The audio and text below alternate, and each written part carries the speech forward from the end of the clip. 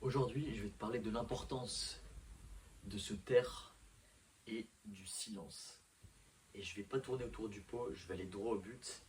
Dans cette vidéo, on va différencier le silence lorsque tu es en interaction avec d'autres gens, avec un groupe, avec une personne, et le silence quand tu es seul.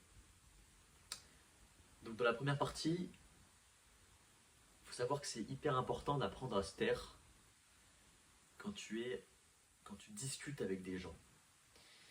Et ça, pour différentes raisons. La première, qui me vient assez simplement à l'esprit, c'est le fait d'écouter les gens.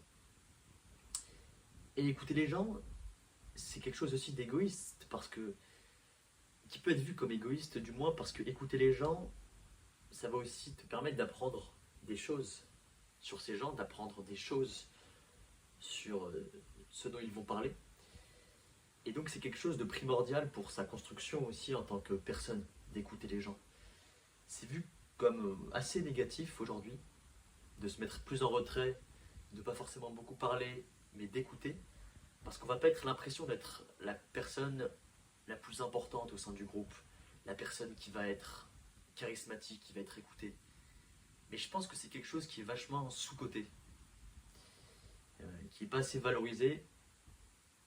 Écouter les gens, il y a énormément de vertus à ce niveau-là, et c'est juste de la curiosité en fait, d'en apprendre plus sur la personne, d'écouter de façon désintéressée, pas écouter pour rebondir, pour poser son argument afin de contredire et d'avoir le dernier mot, mais simplement écouter pour comprendre, pour découvrir. C'est indispensable, et ça passe par le silence. C'est en te taisant que tu vas écouter, c'est pas en parlant, c'est pas en rebondissant sur chaque phrase, c'est en te taisant. Donc ça, c'était le premier argument. Le deuxième, c'est que ça va tout simplement te permettre de garder de l'énergie. Ton énergie, tu vas en avoir besoin au quotidien pour tous tes projets, pour ton sport, pour tout ce que tu souhaites faire de productif. Et si tu perds ton temps et surtout ton énergie à parler sans arrêt quand tu es avec des gens, ce ne sera pas forcément rentable et ce ne sera pas forcément intéressant pour toi. Donc là aussi c'est très égoïste, mais garde ton énergie, donc évite de parler un maximum et tu pourras te concentrer tes forces sur d'autres choses dans la journée. Le troisième élément, et qui finalement est peut-être moins intuitif, c'est le fait qu'en te taisant, en gardant le silence, tu vas aussi susciter de l'intérêt à l'égard des autres personnes. On peut souvent penser que la personne qui parle le plus va être la plus intéressante dans la salle, mais je pense pas. Parce que justement, la personne qui parle le plus, ça va être la personne qui va dévoiler le plus de choses sur sa personnalité, sur sa vie, et finalement, il n'y aura pas ce mystère, puisqu'on saura quasiment tout sur elle.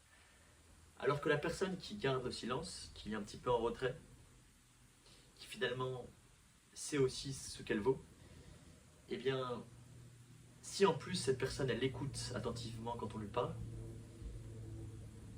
et qu'elle parle pas trop, eh bien les gens d'en face vont au final commencer à s'intéresser à cette personne.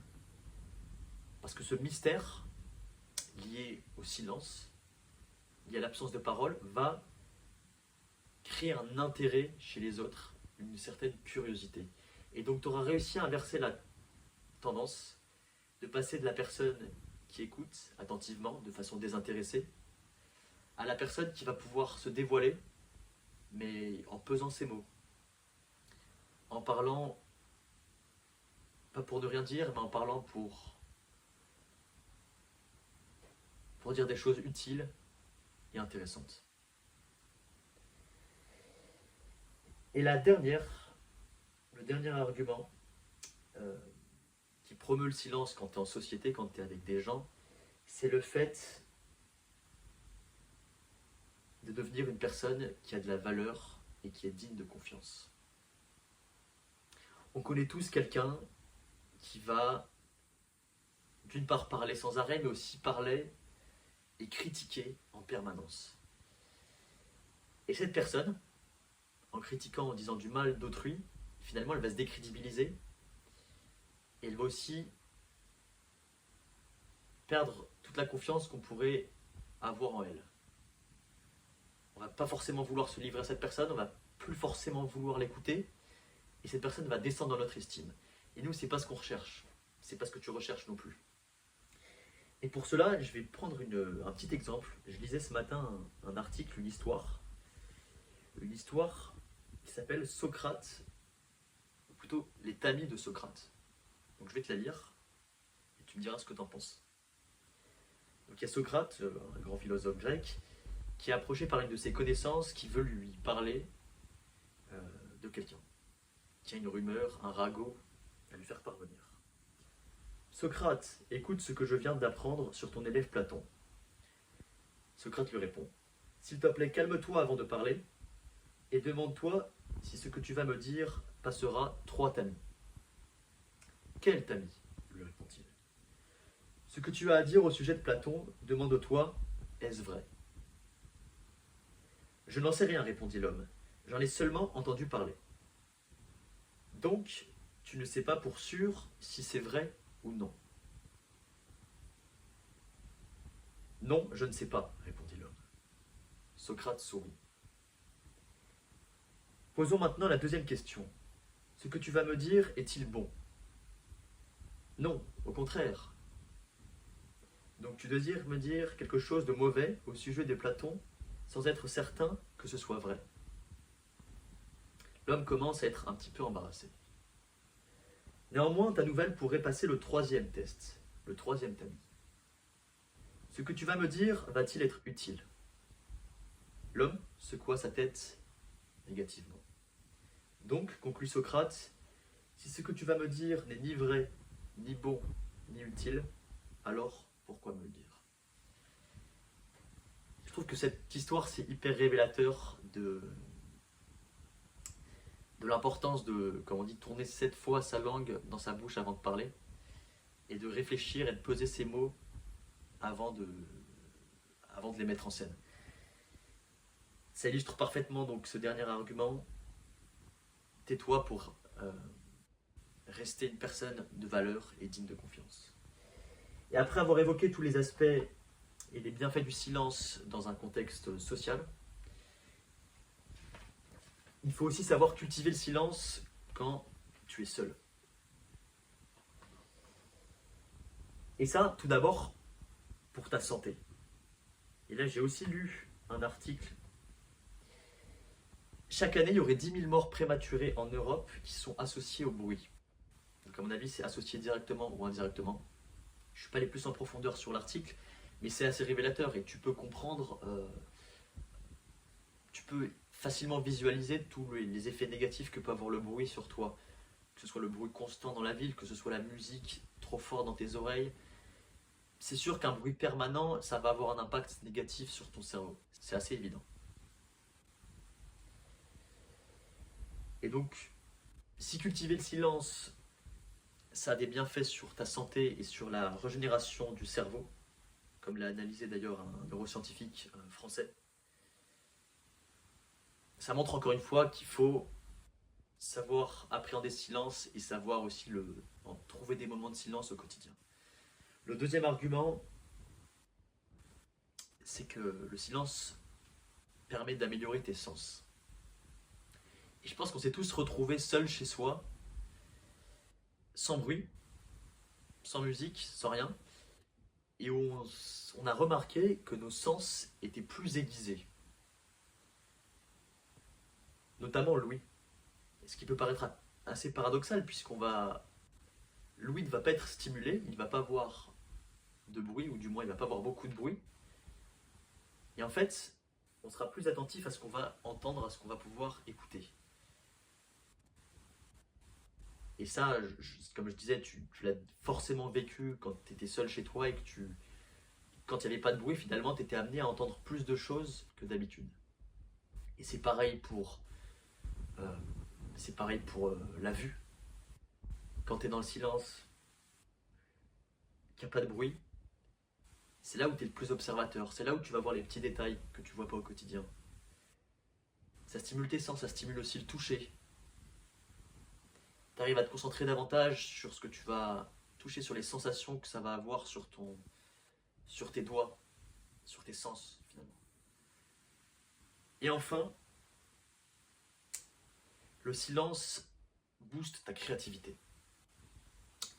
Et ça, c'est peut-être l'argument le plus fort, surtout pour moi en tant que créateur de contenu, mais aussi pour toi qui a des projets, qui a des envies et qui a donc besoin de créativité. Quand tu te tais, quand les gens se taisent, quand il n'y a pas de bruit autour de toi, c'est là où tu vas avoir le plus d'imagination, là où tu vas penser, là où tu vas pouvoir aussi te mener des introspections. Et c'est là où ta créativité va naître. Et ça, je le ressens vraiment depuis que je suis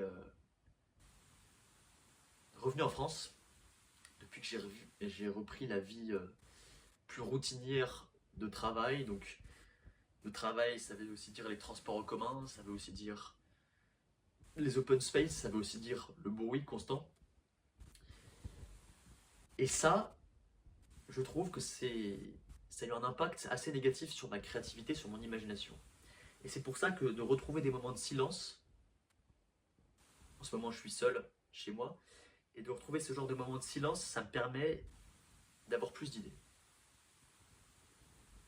Donc encore une fois, ça devrait t'inciter à rechercher ce silence au quotidien. Et la question que tu peux te poser, finalement, c'est comment trouver ce silence. Et c'est vrai que dans un monde où le bruit est permanent, d'ailleurs c'était encore plus le cas quand j'étais à Sao Paulo, c'est ce qu'on se disait avec mon coloc, il y a tout le temps du bruit dans cette ville. Même quand tu as les fenêtres fermées, tu vas entendre le brouhaha de la ville. Et, et on ne se rend pas compte, mais sur le long terme, c'est quelque chose d'assez pesant ce bruit. Et donc comment trouver ce silence? Tu peux le faire de plusieurs façons. Tu peux le faire en coupant un maximum les distractions, en coupant tes notifications, en évitant de regarder la télévision, de scroller sur ton téléphone, d'écouter trop de musique, en cherchant ces petits moments au quotidien où il n'y aura pas de bruit. Tu peux aussi privilégier les balades en pleine nature, si tu habites pas loin d'une plage, pas loin d'une forêt, en montagne. Essaye d'avoir ces moments de balade où tu vas juste être toi, la nature et tes pensées. Et enfin, tu peux aussi, et ça tu peux l'implanter peu importe où tu es, c'est la méditation. La méditation, de faire des petites séances de 10-15 minutes au quotidien pour justement avoir ces moments de silence où tu es seul à tes pensées, avec tes pensées. J'ai été un petit peu plus long que d'habitude, mais cette vidéo était indispensable pour moi. Et donc si toi tu peux prendre action directement, ça serait en appliquant un des 3 éléments que j'ai donné juste avant. Médite, fais une balade en pleine nature ou coupe les distractions. C'était tout pour aujourd'hui, on se dit à très vite.